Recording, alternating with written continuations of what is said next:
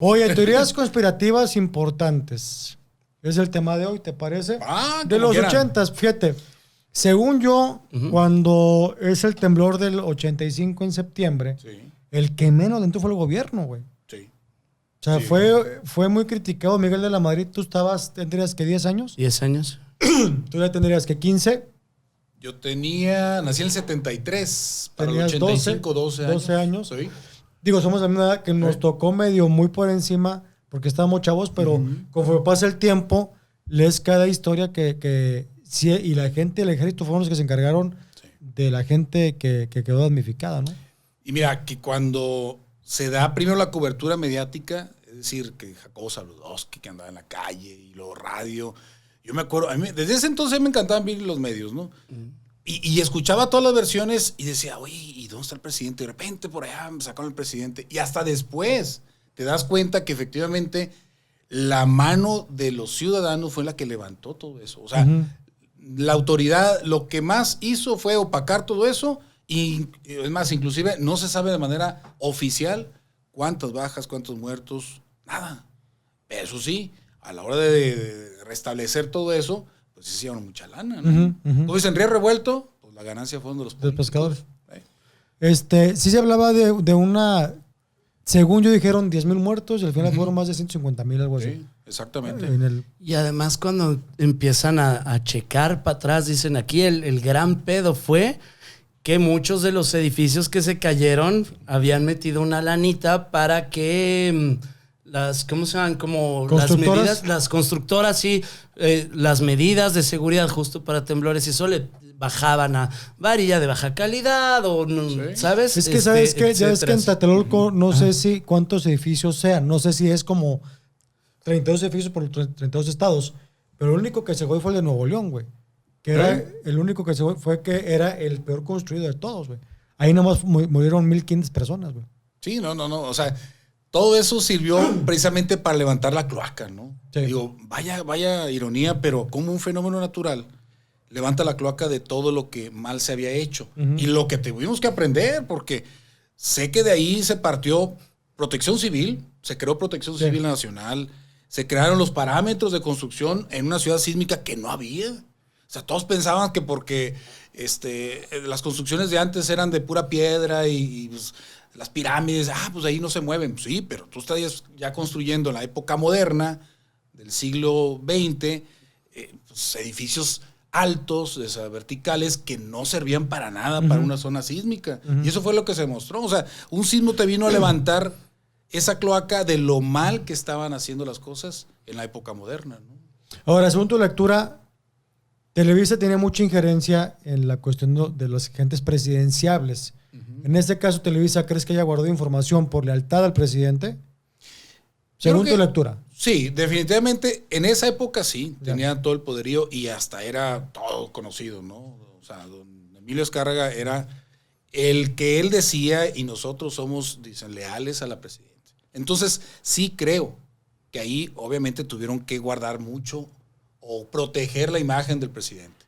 Entonces, sí hubo una protección, yo sí lo considero. Ya.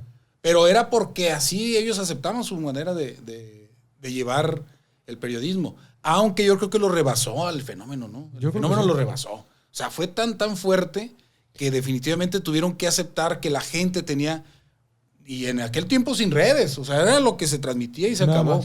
Pero había otros medios de radio que no tenían nada que ver con Televisa, que al final sí les permitió darle un giro, ¿no? De, ok, no vamos a proteger tanto al presidente, pero sí vamos a hacerle más caso a la ciudadanía. Es que creo que de hecho a Televisa le pega, se le muere gente, se le cae la antena de radio a gente que está transmitiendo.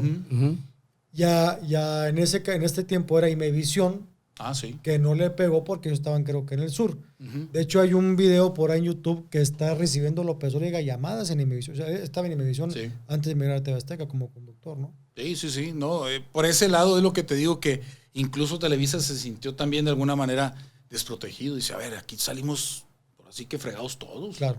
Aquí ya no es de proteger al presidente. Sí lo hicieron, pero se dieron cuenta que los afectados fueron en general. Aquí no hubo democracia, ni había manera de proteger o crear una cortina de humo, una caja china, porque la tragedia estaba al por mayor, Ya. Y por eso la gente fuera de la capital, o sea, yo me acuerdo en ese tiempo estaba en Sonora, mi infancia la viví en Ciudad Obregón, y lo que te dabas cuenta era por los medios de periódico, de televisión, pero decías, ¿a qué magnitud? Y lo que más nos sorprendía era eso, nunca supimos cuántos cientos o miles de personas perdieron la vida. Claro. Y fíjate, ahorita mencionaba Sergio de Tlatelolco. Tlatelolco tiene una fuerza muy interesante. Es un lugar de tragedias por excelencia, porque aparte de la masacre en el 68, mucho tiempo antes hay una iglesia ahí en la Plaza de las Tres Culturas, y afuera de esa iglesia hubo una masacre de indígenas.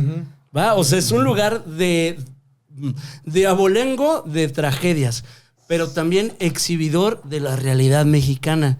Cuando fue la masacre estudiantil, la raza se dio cuenta de estoy ante un gobierno asesino, Sí. ¿no? Ante dictadores estilo Sudamérica, de que no se están tentando el corazón para asesinar jóvenes. De ahí no se están tentando el corazón para licitar construcciones a partir de un moche con el riesgo de que se te caiga en la cabeza. O sea, Tlatelolco ha sido como un portavoz del grito mexicano de ya dejen de pasarse de lanza y date cuenta de tus marranos de qué tamaño andan, cabrón. Fíjate y sí es cierto. Está es loco interesante. eso, ¿no, cabrón? O sea, como un lugar se convierte como dices tú, en un lugar emblemático de la tragedia, del descubrimiento y a final de cuentas de la historia de México. O sea, está muy cabrón Tlatelolco. La neta sí no lo he visto de esa manera. Viejo, Sí. con que vayas a la Plaza de las Tres Culturas se siente algo se siente la vibra. Y a la hora que estás tiene como no sé cómo llamarlo, un monolito con el nombre de muchos de los estudiantes fallecidos, se siente fuerte. Tlatelolco tiene una situación bien interesante de Yo me acuerdo vibra, cabrón. de la película Amanecer Rojo. Rojo Amanecer. Rojo Amanecer. Con esta Elena Rojo, precisamente. Sí. Y el otro, ¿quién es? Estaba Héctor Suárez, Bonilla. Héctor Bonilla. Héctor Bonilla. Y yo me acuerdo, yo la vi en Guadalajara muchos años después porque estuvo enlatada. Pero cómo es que una escena de una tragedia en una familia te la guardan por el temor a levantar todo eso, ¿no? O sea, qué increíble. Y tan buena película porque decías, ay, güey, qué crudo, pues qué crudo, qué cruel. Porque era exhibir tal y cual el gobierno había hecho lo que había hecho. Y pues, digo, no era para menos que la hayan enlatado, pero qué bueno que a raíz de eso ya también se abren muchas otras historias, ¿no?, que contar. Y va a salir, creo que en Netflix, no me dan mucho caso, Regina, ya están trabajando para armar. Regina es un libro de un señor que se llama Antonio Velasco Piña, que tiene todo un rollo del despertar de México y habla aparte desde la espiritualidad prehispánica, ¿no? Y el momento clímax es la matanza en Tlatelolco. Sí. Y lo que plantea ahí es que fue un sacrificio de sangre. O sea, te dice algo bien interesante. Te dice, a ver, nuestro Dios, el de México, no es el Dios cristiano. Aquí eran otros dioses. Y nuestros dioses comían sangre. Y se les ofrendó sangre a nuestros dioses. ¿No? Y habla del despertar mexicano y dice, ese no es nuestro Dios, tiene que despertar México con nuestro Dios, carnales. Y eso como que te da un temor de que pueda pasar otra cosa igual, o no igual, pero algo impactante, ¿no? Porque no termina de convencerse la gente de nuestra historia. O sea, como que puede suceder algo similar o algo peor en ese punto o en la ciudad. Digo, ya pasó otro sismo. Sí, coincidentemente en esos días de septiembre. El mismo día. Sí, el mismo día. O sea, tantos años después. Ajá. Y dice, está cabrón para que nos demos cuenta de que todo tiene un porqué. O sea, mucha gente decía, qué coincidencia, pero otros, como tú dices, es parte de un ciclo que muchos nos negamos a creer que tiene que ver con eso, ¿no? ¿Por qué exactamente la fecha? ¿Por qué exactamente la misma tragedia? ¿Y por qué diferente el contexto, la diferente resultado? Porque aquí sí, ya con las redes, fue mucho más pues transparente de alguna forma el actuar, la respuesta de la gente. O sea, yo me sorprendí bastante, digo, cómo lo vivimos en nuestra época de los 12, 13 años, a verlo ahora en que la gente se unió de una manera increíble. Dicen que las tragedias siempre sacan lo mejor y lo peor del ser humano. Definitivamente. Lo mejor y lo peor, siempre. Y ahí te das cuenta, es como como una mallita que sacas, como los gambusinos. Saca las pepitas y dejas toda la pinche arena abajo, ¿no?